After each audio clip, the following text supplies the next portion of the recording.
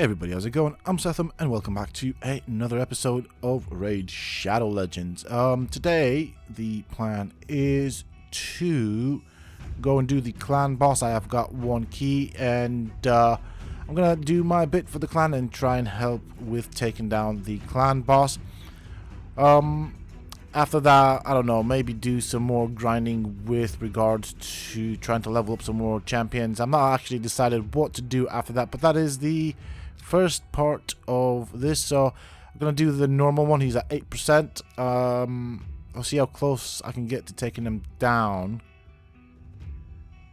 I'm going to autoplay it just because that's the way I always do this. So let's see where we get this guy.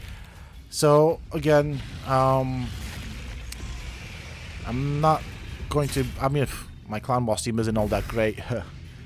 I was gonna say, at the moment, I've played around with champions and tried to see how they perform in terms of just letting it go on autoplay. Now, Ultimate Gaelic, I would have initially thought he'd be good for clan boss, but I mean, I don't know if I didn't gear him up properly because I didn't have the best sort of gear, to be fairly honest. And he does require a attack up for him to apply the HP burn, but even so, he doesn't seem to apply it consistently enough. He doesn't keep it up long enough. So it's very interesting. He doesn't, yeah, it says 50% chance, but it's more like, it's a lot less by my numbers.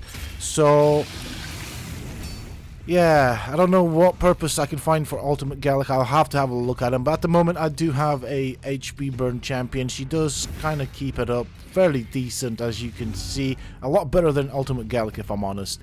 So she does do far, far better. I'm going to eventually replace Kale with Occult Brawler. That is the plan. So Kalia and I think it's Kalia and Occult Brawler will become the two DPS champions for the clan boss.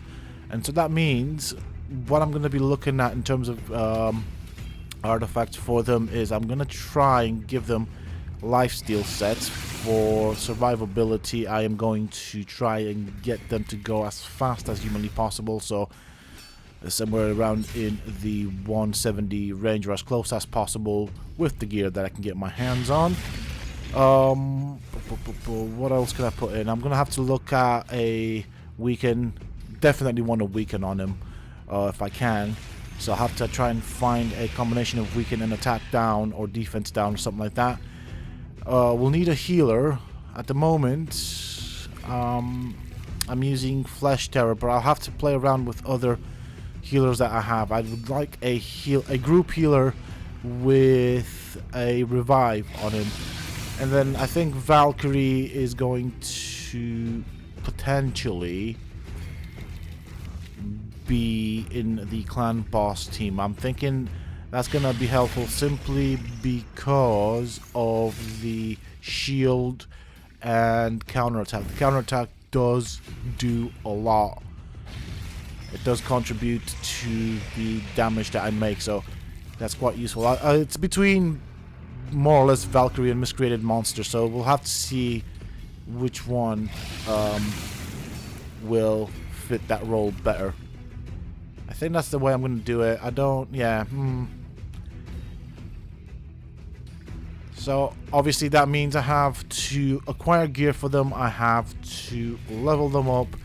Ideally 260, and this could be a project that will take a long time to achieve, especially seeing as I could play this more regularly, but I don't play as regular as other people, so I suppose the progress will be slow in the coming, but hey, it will happen eventually, unless I get better champions. Who knows, might get Rosin by then, and then I'll see where I can fit Rosin in. There goes my team.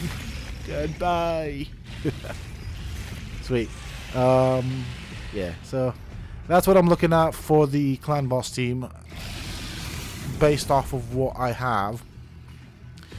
apparently Occult Brawler is pretty darn good in this scenario, and yeah, he's definitely good in the Clan Boss team. I'm going to test him out, but I still need to level him up and gear him up and stuff like that. But as you can see, Kalia does do decent damage on the HP burns, and she does actually apply it more consistent than Ultimate Gallic, I find, at least from my experience. Even, I mean, Ultimate Gallic needs attack up to apply the HP burn debuff, so that means, you know, it's already taken 2 champions just for Gallic to apply that. I'm limited as to what I can use, and even when I tested it out, he wasn't applying it consistently enough, which is one of the things that, you know, it doesn't keep it up long enough, or, you know, in terms of like the fight, Kalia keeps up her HP burn far more consistently than Gallic does. So, yeah, for that reason, I'll stick her in the Clan Boss team for the future. She's definitely got herself a place in the team. Now, I do like Flesh Terror. Every time he does heal, he also extends my team's buffs for 1 more turn. And that is ever so helpful. There we go, that is the HP burn. So that's going to start ticking away.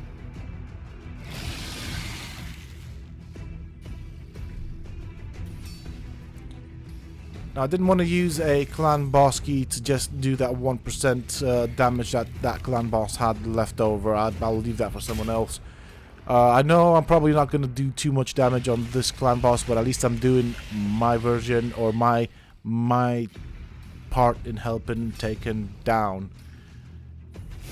At the moment, I'm still on easy and normal Clan Boss. Still haven't gotten very far with that.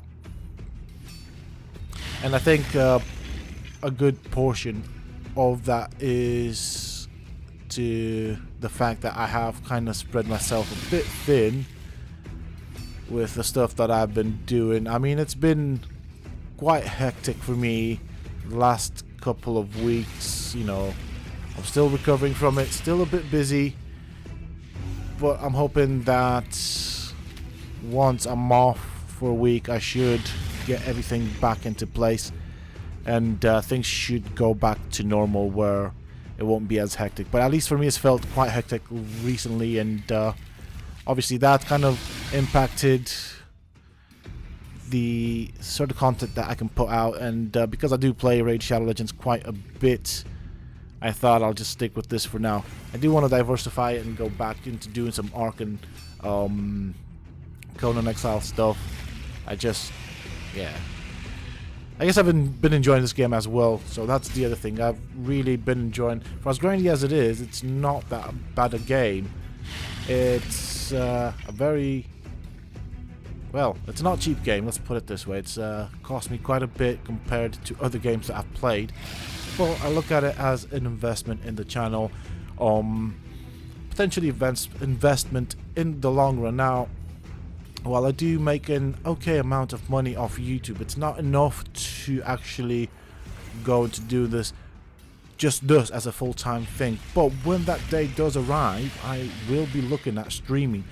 And to be fairly honest, in the back of my head, amongst Ark and Conan Exiles, which will be games that I will stream, I will be streaming Raid Shadow Legends. So, you know, the money that I put in, the time and the effort that I put in, it's all gonna pay off, because this is one of the games that I will be streaming. Now, I do have a Twitch account. For the moment, I just use it to enjoy content from other streamers, but eventually, at some point in the future, whether it's a near future or distant future, I will be streaming on Twitch as well.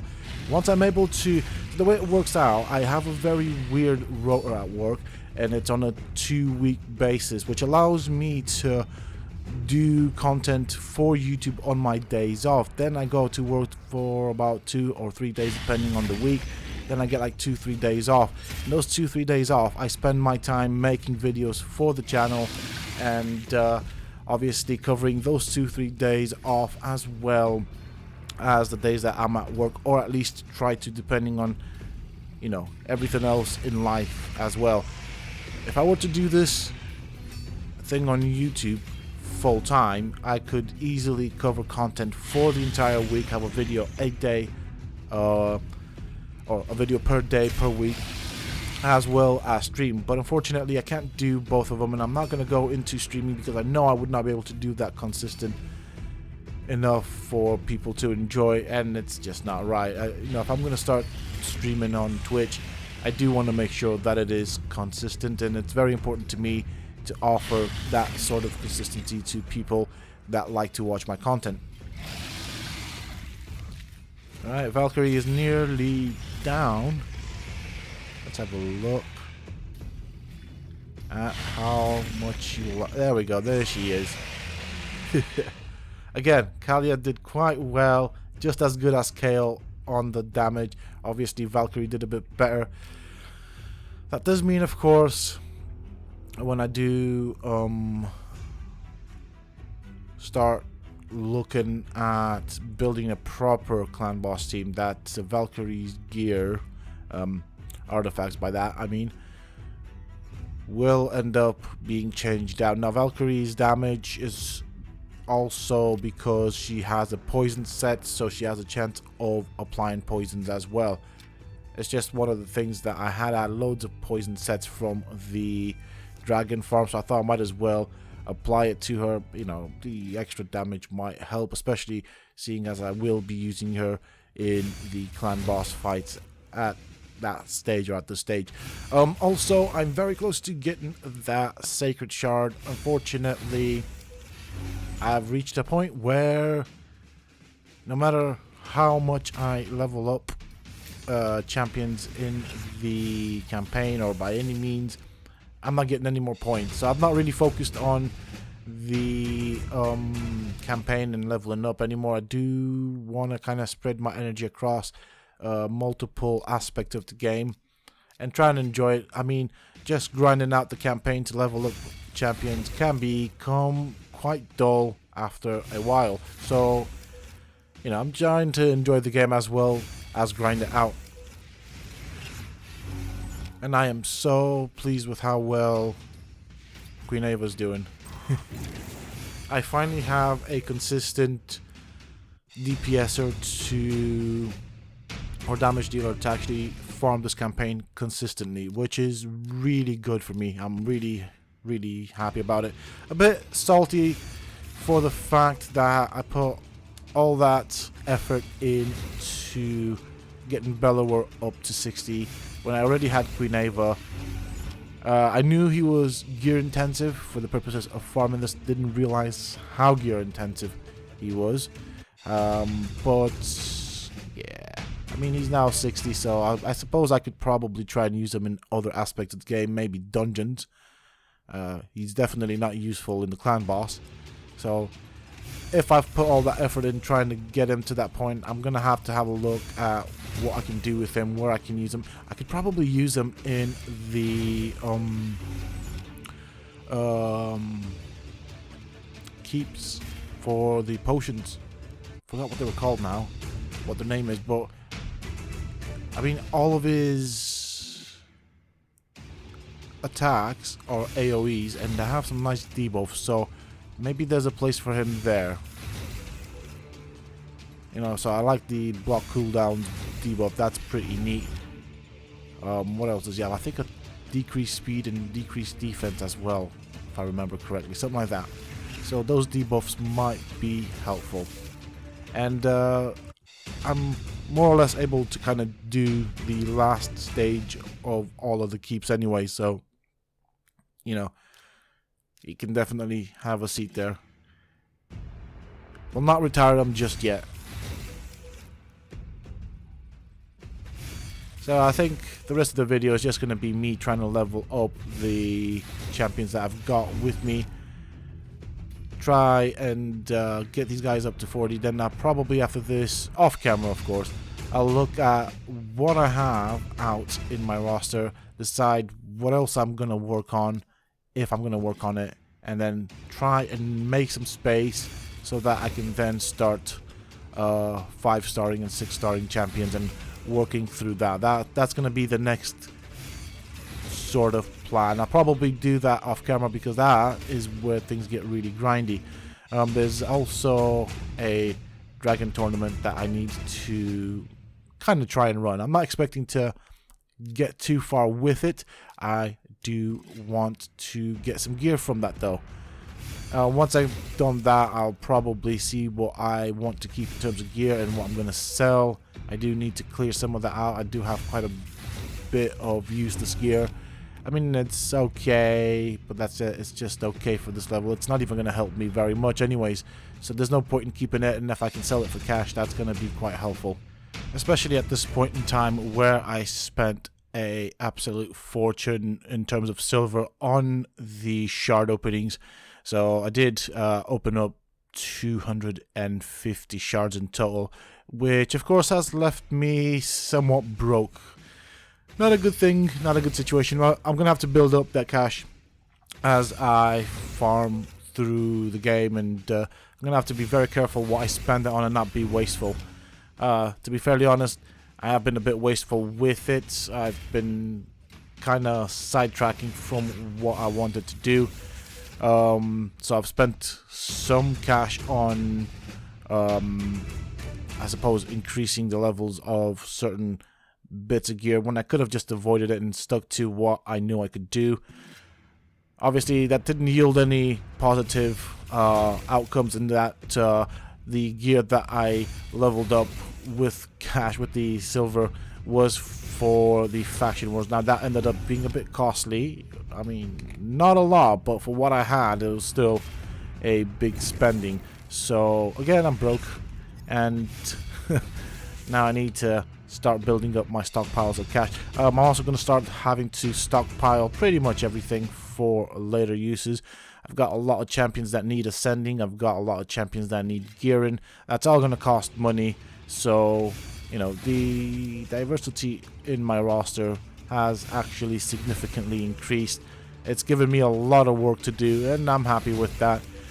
And that just also means I'm probably going to spend a lot of time on this particular stage right here, leveling them up, then getting chickens to level up, and then obviously ranking them up again and leveling them up again, and all that wonderful stuff that this game implies.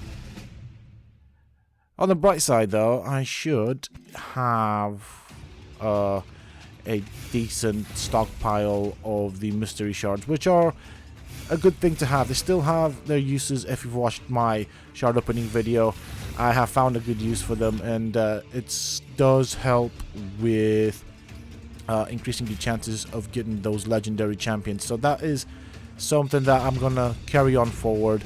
Eventually, I know I made a shard opening video. It was on the lines of a guide. I tried to explain certain things, but I am gonna make a 10 to maybe 15 minutes video. It's gonna be a full guide on how to use the shards to open them up and maximize the chances that you have of getting a legendary champion from the shards that you will be opening.